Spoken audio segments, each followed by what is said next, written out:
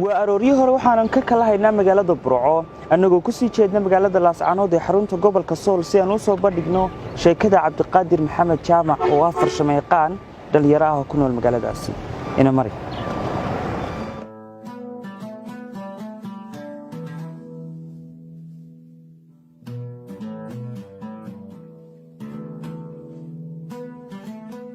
laascaanood waxay magaaladaanu ka safarnay ee burco u jirtaa masaafo ku dhow 250 kiiloomitir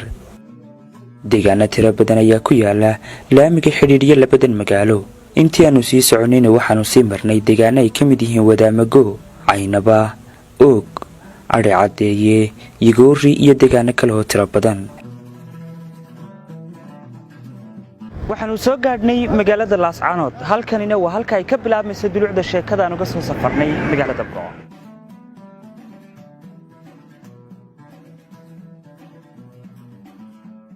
cabdiqaadir maxamed jaamac waa farsamo yaqaan dhalinyaro ah waxa uu ku xoogsadaa cilad saarista dabka ee gaadiidka meheradan ayaana ku maamulaa hawl maalmeedkiisa shaqo cabdiqaadir ayaa waxa uu halabuuray qalabyo kala duwan oo ay adag tahay waqtigan in gudaha wadanka lagu farsameeyo kuwaas oo kala ah qalabka saxmadda gaadiidka kala haga oo ku xidhay mid ka mid ah jidadka ugu mashquulsan magaalada laascaanood saacada lagu kala bedelo ciyaartooyga iyo qalab kale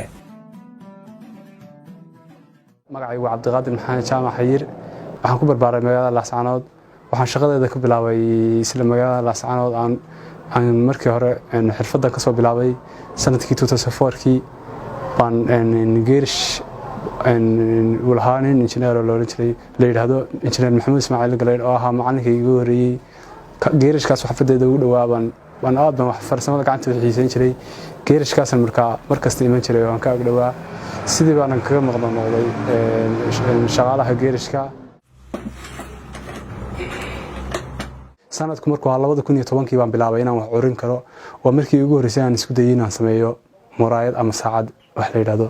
saacadan sportiga lagu kala bedelo waxa ahayd 2010kii bishii 12 markii koobka adduunka meelaha dhamaaday ahayd daawashada koobka adduunka daawanayay kadib baan igu dhacay soo codratay in bal wadankeena iyo dhulkeena joogno bal laga hirgelin karo qaab electric ah oo sportiga lagu kala bedelo maanta maadaama sportina ahaa farsamo yaqaan ahaa laascaanood oo ah magaalo koraysa isla markaasna ay ku soo badanayaan gaadiidka awgeed ayaa waxa uu farsameeyay qalabka saxmadda gaadiidka yareeya traffic light runtii wuxuu ahaa isna qaab aad u daruuri ah buu ahaa marba igu dhalatay inaan degmada traffic light sameeyo iskuusyada ugu jaamka badan markaan traffic light sameeyay adigu ilaa laba isbuuc bay ku qaadatay sameyntiisa marka ilaahayna waa noo fududeeyay wuxuu saddex qabood buu shaqeynayay remote control iyo timer oo waqti ah oo dhowrkii daqiiqo mar isdiminayo iyo wax la yiraahdo iyo switch caadi ah oo badhan marna la taabanayo marna la diminayo saddexdaaba shay buu shaqeynaya marka hadda waxaan ka dhignay qaybtii waqtiga ahayd baan ka dhignay marka laamiga dib loo habeeyo oo maayirku ballan qaaday iyo dawladda hoose markaas shaqadii caadiga ahayd bilaabmaysaa oo la dheeraanayd noqonaya oo waxa loo isticmaalayaa remote baa loo isticmaalayaa si ayna baabuurta jaamis ku noqon intan oo kaliya kuma koobna wax soo saarkiisu balse halkan waxa uu ka sameeyay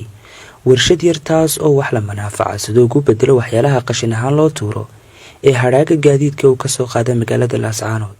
taandigaas uu guto kaasa la darayaa oo la soo qaadaya meel baa saa loogu shubayaa wax la manaafacadsado muhiim ah sida daawayaasha kale cagsaaraha baabuurta baa laga sameeyaa kulay bulshada gobolka iyo bulshooyinka Soomaaliyeed ba kulay aad bay ugu bogaadiyaan oo ugu dhiirigeliyaan barnaamijyada inaan sii wado waa naga sii saacidaan inaan sii wado walow aanan helin dhiirigelin fiican oo ama qalab la wadaagay ama haday noqoto ama dhaqaalaba laakiinse dhalinyarada iyo bulshooyinkaas ba aad bay ugu garab taagan yihiin oo falcelintooda aad bay fiican tahay waxaan ku aanweynaa balin aan dugsi farsamo gacanaan hadda gacanta ku hayo inaan sii weynayo inaan waxyaabo fara badan oo Soomaalidu ama ay samaysan jirtay ama ay samaysan jirinba inaan waxyaabihiin aan kor u qaado wixii aan samaysan jirnay inaan kor u qaadno aan dhiirigeliyo wixii aan samaysan karin ayna hadda sameeyno goobtan uu ku hawlgalay cabdiqaadir waa mid kooban balse halkan waxa uu ku sameeyay ikhtirac ay baaxadiisu weyn tahay Khalid Bakayde wararka maan TV laascaanood